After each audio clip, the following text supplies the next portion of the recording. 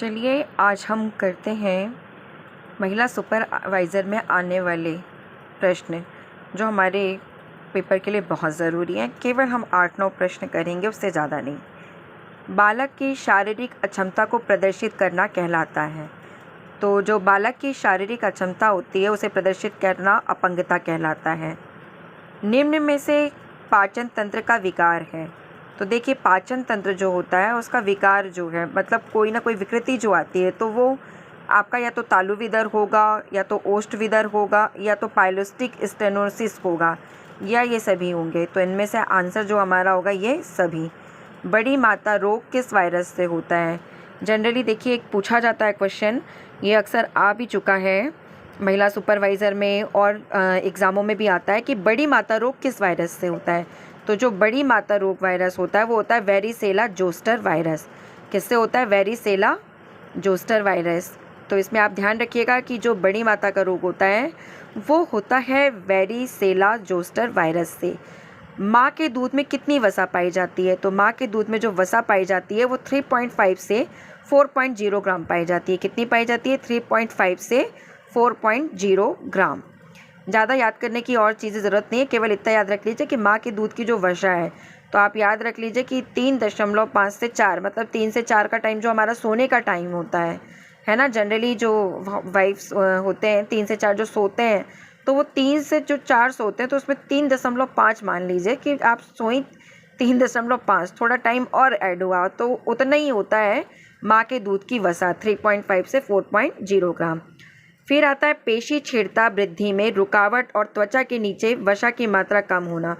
मतलब आप देखते होंगे किसी किसी का जो शरीर होता है तो आप देखते हैं कि स्किन जो होती है नीचे कम पाई जाती है, वसा की मात्रा एकदम पतला दुबला बड़का सा शरीर होता है, तो वो कोई बीमारी है। और वो बीमारी क्या होती है?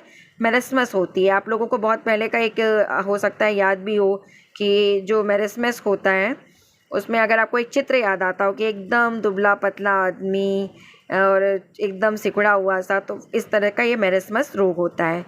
कुपोषण से बचाव हेतु आवश्यक उपाय क्या है? तो इसमें आप जानते हैं कि माँ को पोषण संबंधी शिक्षा देंगे, स्तनपान अच्छा रहेगा, माँ को समुचित प्रसव पूर्व देखभाल होगी, ये सभी। निम्न में से अंडा किसका अच्छा स्रोत है?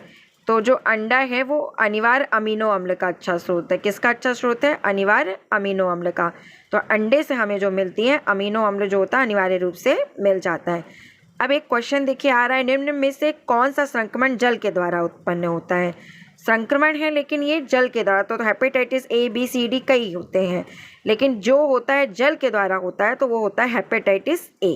कौन सा होता है? हेपेटाइटिस ए जल के द्वारा, है ना। और जल में आप जानते हैं एक्वा होती है, एक कंडीशन होती है जहाँ भी कहीं एक्वा आता है जल आता है, तो एक्वा ए रिलेटेड जल आपको हमेशा याद रहेगा। तो एक्वा ए मतलब जल, मतलब हेपेटाइटिस ए जो होता है जल के द्वारा होता है। फिर आता है टिटनेस रोग होता है। तो टिटनेस रोग होता है क्लोस्ट्रीडियम टेटनी। किससे होता है? Clostridium tetani. Clostridium tetani. तो ये हमारे 9 क्वेश्चन हो गए। और 9 से जो हम अगर 10वें क्वेश्चन की अगर बात करें तो एक क्वेश्चन आता है जो मैं अपने मुंह से बोल रही हूँ कि निम्न में से कौन सा दुग्ध संचारित नहीं होता है? दूध के द्वारा जो नहीं होता है वो कौन सा होता है? तो जो दूध के द्वारा नहीं होता है वो होता है टिटनेस, है ना। तो जिसमें दूध के द्वारा नहीं होता है, तो टिटनेस रोग जो होता है क्लोस्ट्रीडियम टेटनी से होता है और ये दूध के द्वारा संचारित नहीं होता है। तो मैं दीक्षा, बस इतना ही।